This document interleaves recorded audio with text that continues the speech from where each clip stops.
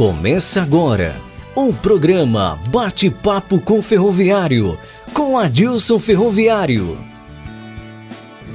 Bom dia, meu amigo João dos Santos Andrade. Hoje estou aqui com um aposentado da Rede Ferroviária Federal, nascido e criado em Paranapiacaba e hoje mora aqui em Ribeirão Pires. Esse apelido é graças ao seu Aurelino. Ele é morador de Rio Grande da Serra. Ele foi ajustador lá do Locobrec junto comigo, né? Sim. E de vez em quando eu pegava umas bolachas dele escondido lá. Por isso que o apelido é bolachão. Era o furto das bolachas. Ô João, quantos anos você trabalhou na ferrovia, meu amigo? Eu trabalhei na ferrovia 30 anos. E comecei no Senai, na Lata, saía de Paranapiacaba, pegava o trem 5h12 para chegar às 19 horas em casa. Então ficava todo esse tempo lá na Lapa, estudando lá no Senai antigo. Depois peguei o Senai novo. Nós praticamente foi que inauguramos o Senai novo. Na Raimundo Pereira de Magalhães. Número 1000 ali na Lapa. É isso mesmo. Legal. E vem cá, você é de família ferroviária, né? Meu pai, ele começou na SPR, ele lavava as caldeiras das locomotivas. Depois ele passou para foguista das Maria Fumaça, né? Ele trabalhou até nas Garrate, né? Na Chumbão. Aí depois ele passou para maquinista. Aí com o tempo ele foi até aposentão, né? Ele aposentou por invalidez, teve um problema de saúde, né? Aí foi aposentado por invalidez. Ontem tive o prazer de compartilhar uma foto que você postou lá do seu pai lá. Ah, sim, você viu, né? Você mantém um carinho muito especial com ele, né? Eu vou te falar, quando eu era pequeno, a gente ia levar o almoço para ele na estação, né? Então eu sempre apreciava, né? A ferrovia, eu sempre gostei, né? Desde pequeno.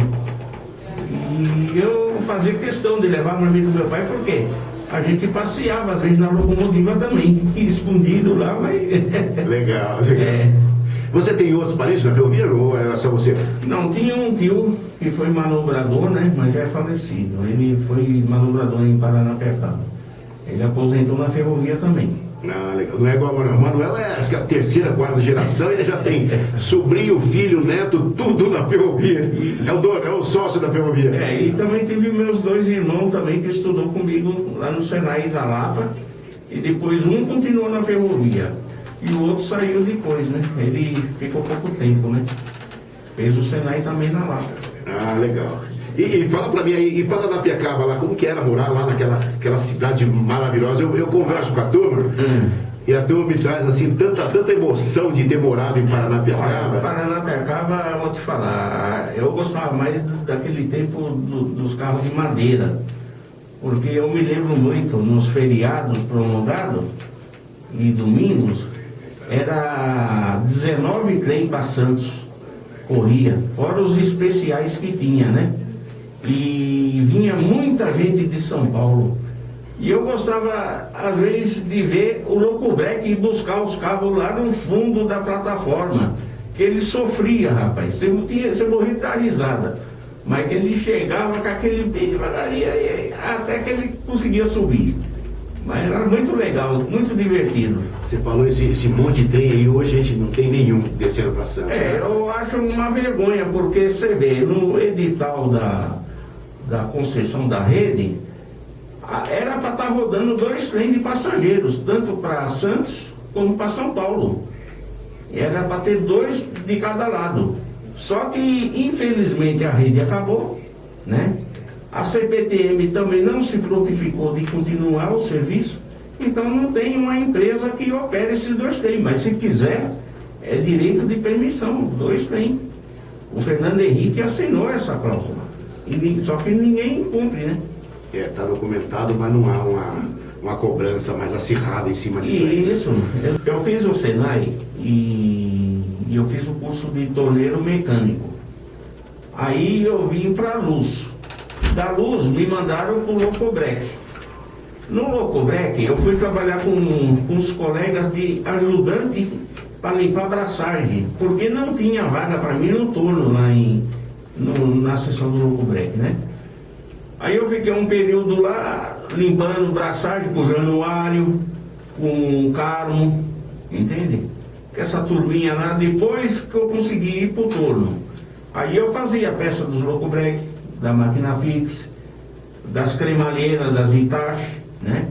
Fazia serviço também pro pessoal das obras, pessoal da sinalização, pessoal da eletrificação, que era do Juvino, né? Ah, Juvino. A gente fazia bastante serviço lá. Até que mandaram depois desativar. Nós fomos, como diz, o fechamento de porta da funicular foi com a nossa turma, né? Aí nós viemos para o depósito de Paraná. Aí do depósito de Paraná, depois eu fui para Cremalheira, trabalhar nas Itachi lá, fazer peças. A sua vida toda foi em Paranapiacaba? Foi em Paranapiacaba e na Serra. E aposentou lá? Graças a Deus.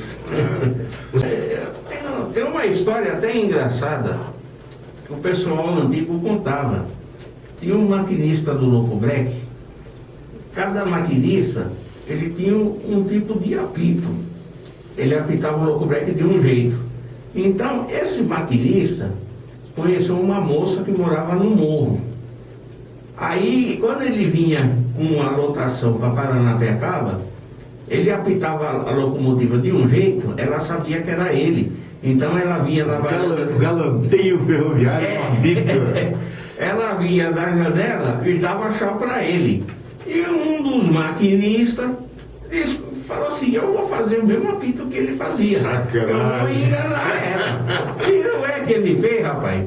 Diz que a turma dava risada, ele apitava, ela dando chá pra ele, e quando vai ver era o cara errado, né? Sacanagem. Porque eu, quando estava no Locobreque, eu estava como um artífice estagiário, né?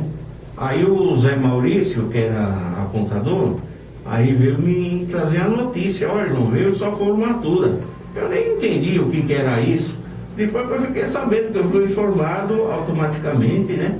Para artífice mecânico 1, que na rede tinha o 1 e o 2, né? É verdade. Então o 1 já era oficial. Aí veio a minha formatura. Aí, desse mês, eu recebi uma bolada, rapaz, e fiquei até contente. Ô, João, eu sei que você tem uma maquete lá, eu já tive o prazer de ir lá com o Manuel Doval, visitar aquela obra de arte que você fez lá. Fala um pouquinho para nós, como nasceu a ideia de fazer aquilo ali? Bom, foi o seguinte: eu, quando era pequeno, eu tive o prazer de conhecer uma maquete em Paranapiacaba, que era do filho de seu Agostinho, que era chefe da serra, do Walter. Ele tinha uma, mas não era com acabamento, era uma maquete bonita, que uns têm importado, né? Eu falei, um dia, quem sabe eu vou ter uma. Eu sempre pensava nisso. Mas não precisava exagerar, né? Não, mas veja bem. Aí, quando foi um dia, eu estava trabalhando... Ele tem uma cidade, mano, ele tem uma cidade ferroviária. Eu estava trabalhando no depósito de Paranapiacaba, aí chegou uma dupla da central, recolheu no depósito. O maquinista era o seu Mário, um japonês. Aí eu estranhei que quando ele desceu da máquina, estava com 2 bolsas. Falei, mas maquinista com 2 bolsas, estranho, né? Aí ele chegou para mim e falou assim: ó, eu trouxe essa dupla da central aí, vai ficar recolhida, que à noite ela retorna com o retorno de minério, né? Falei, tá bom, deixou recolhida lá. Aí ele falou, só que eu tenho uma coisa para mostrar para vocês. Eu falei, esse japonês está com sacanagem, o negócio de mostrar para nós. Aí ele falou, não é sacanagem não, vou mostrar para vocês o que é. Aí ele abriu uma bolsa, estava cheio de locomotiva de U20 da rede, a coisa mais linda. Miniatura. Aí eu fiquei doido com aquilo ali, falei assim, poxa, seu marido, o senhor está vendendo isso? Ele falou, eu fui para Ribeirão Preto e comprei lá na fábrica. Ele trazia e revendia. Só que na época eu estava sem grana, rapaz, eu fiquei ferrado. Não era dia 30, viu? Não era dia 30, rapaz. Aí o que acontece? Aí eu falei, eu vou descobrir uma loja em São Paulo que vende e eu vou começar. Aí foi quando eu achei a loja do seu Alfredo Lupatelli. Aí ali eu conheci o Josias, que era ali perto vendedor. do sindicato ali em São Paulo. Isso, ali mesmo, na rua do seminário. Isso. Aí eu fui lá, aí comecei a comprar uns trilhos, comprei uma máquina, aí comprei um balão e aí foi indo. Hoje eu estou com um acervo de mais ou menos 110 locomotivas. Nossa, que beleza. É. Eu fiquei apaixonado quando eu fui lá ver lá. Então a ideia nasceu então lá do japonês, né? É, do seu Mário, muito gente boa, era maquinista da Zona Leste. Toda aquela obra de arte que eu vi lá funciona.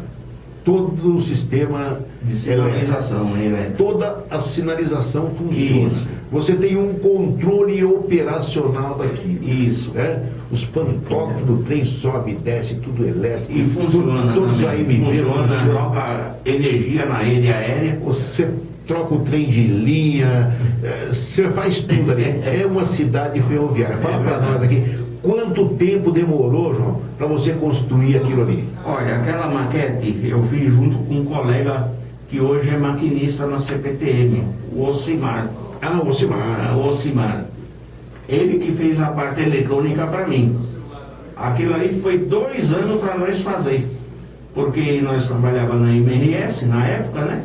E ele fazia às vezes o plantão das Itachi lá à noite. Então, só nas horas de folga que dava pra gente ir dando continuidade. Então, levou 2 anos para fazer ela. Ó, resumindo, você continua trabalhando na ferrovia, né? Você levou a ferrovia para casa, trabalha lá o tempo todo. Agora ela é minha, eu que comando. Aí é para onde eu quero levar o trem, qualquer coisa. Esse não é Barão de Mauá, mas é o João de Ribeirão. Eu quero agradecer a vocês pelo convite, né?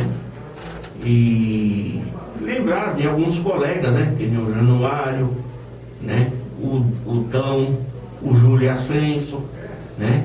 O próprio Gabriel, que nós encontramos hoje, né? E mandar um abraço pro pessoal lá de casa, né? Que deve estar ouvindo a gente. Que é o meu irmão, o Chu, né? A Conceição, a Marilúcia, né? A Vivian, se tiver lá, né?